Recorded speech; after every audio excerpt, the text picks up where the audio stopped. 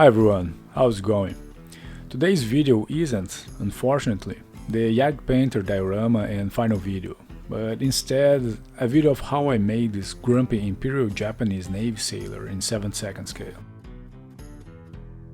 So let's start with a quick tip on how to make straight wires, quite easily.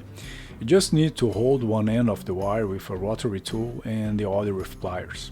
Then you give some rotation and you end up with a straight wire in just a few minutes. The figure armature was made in the same way I showed in the last video. However, in this time I just used twisted copper wires on the legs to avoid ending up with trunk-like arms, as happened with one of the previous figures. Another difference is that I clipped the steel wire on the feet and used the copper wire for holding the figure instead, which proved to be a big mistake, as you're going to see later on.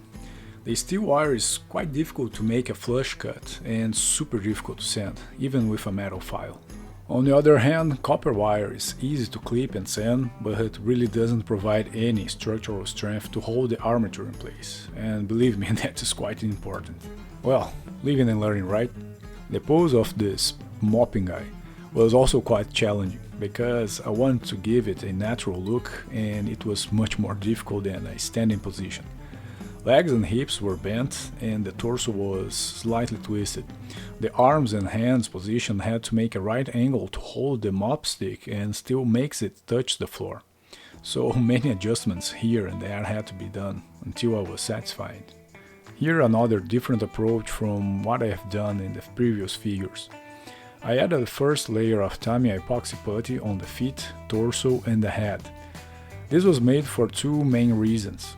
First, to increase the volume and strength of the armature, and second, to reduce the amount of clay to be used on problematic areas, such as the feet and the head.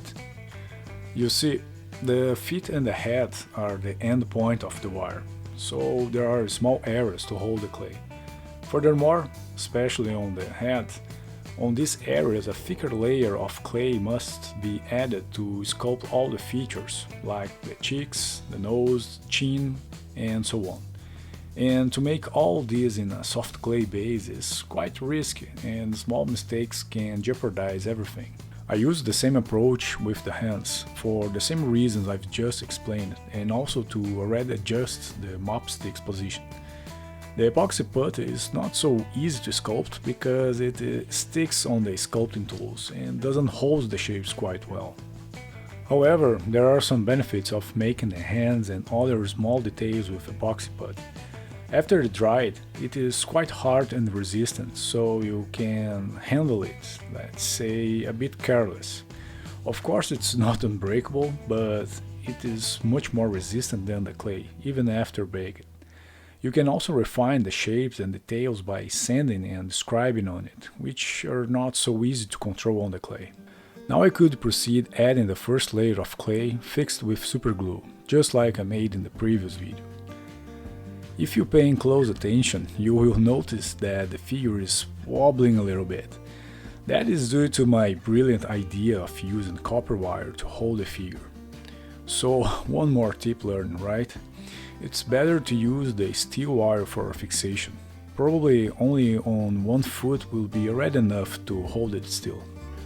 Also, in the next time, I will make the whole feet with epoxy putty too. As the figure was wobbling on the base, the clay feet were deforming and it was a real pain to try to keep it on shape. So, after building up some volume with clay and smoothing the texture with a dry brush, I started to create the wrinkles on the pants by gently pressing the pointy end of the tool.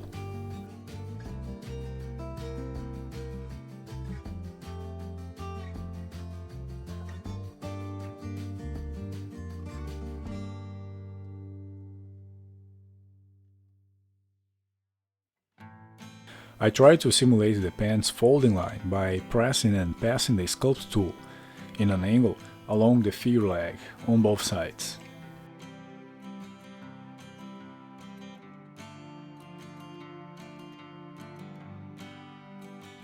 To make bigger wrinkles on the shirt, I added more clay in some small areas, like around the waist and in the middle of the back. Then I just roll the tool over these areas to blend the clay and to create an irregular surface.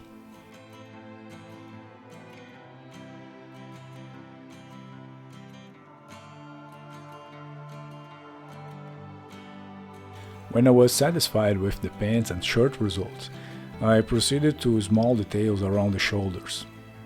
All details were made without cooking the clay, which improves the clay's thickness. However, as a downside of doing it at this stage is that you must handle the figure with extra care to don't screw up all the work you have done so far.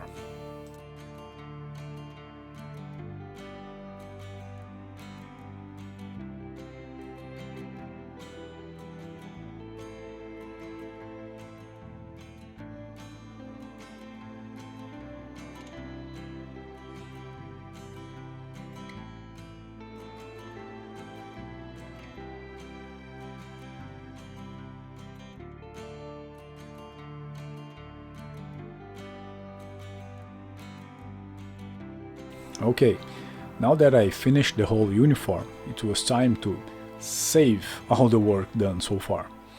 So I brushed the figure with isopropyl alcohol and gave it a first bake, just to make it hard enough to don't lose the shape. Then I started adding clay to the head, slowly increasing volume and giving its overall shape. Making faces in this case is definitely not an easy task. And it's even harder in this particular case, as I wanted to make this guy a bit grumpy.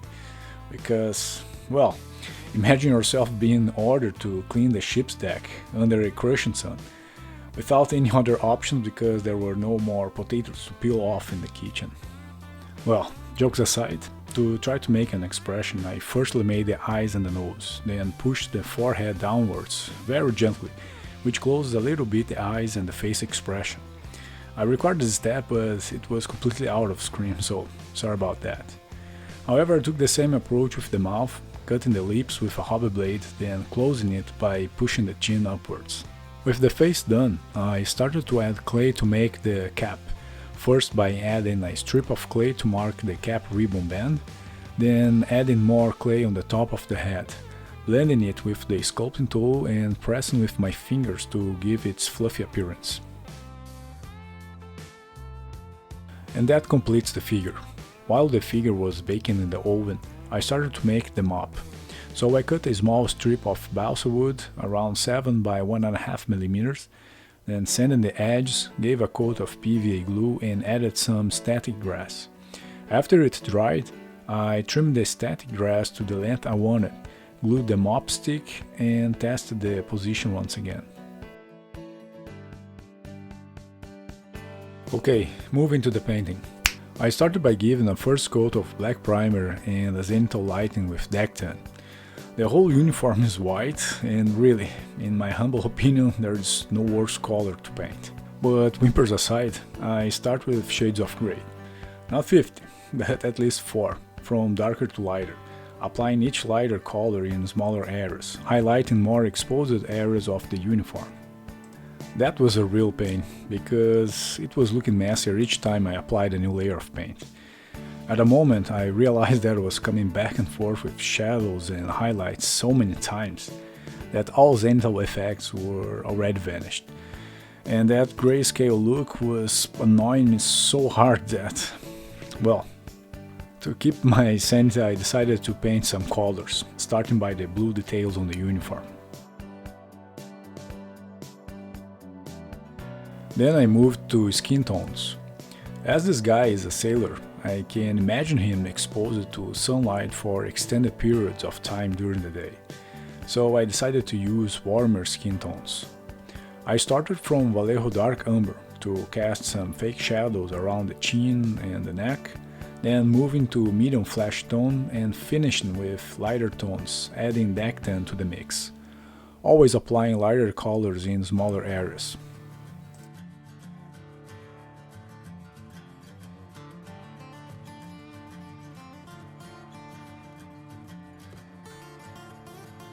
The shoes were painted with dark grays and highlights with medium gray, and the mop was painted with a burnt umber base, adding thin layers of earth tone colors.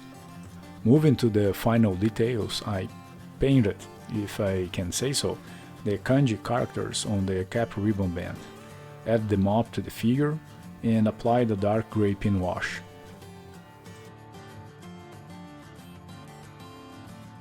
The last touch was a dry brush made with pure white oil paint.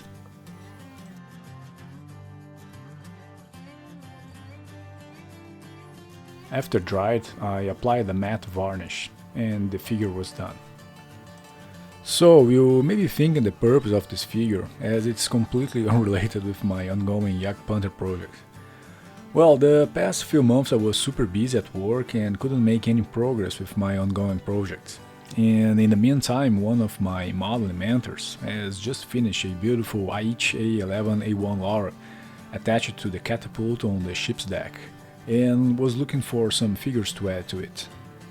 Despite sculpting figures is not the easiest thing to make, it doesn't really demand a lot of time to set the bench and start working on it. So I decided to try to make 2 figures in my limited free time for him to add to his vignettes, and this is the first one out of the 2. So I hope you like it. If you do, hit the like button and subscribe if you haven't done yet. Cheers!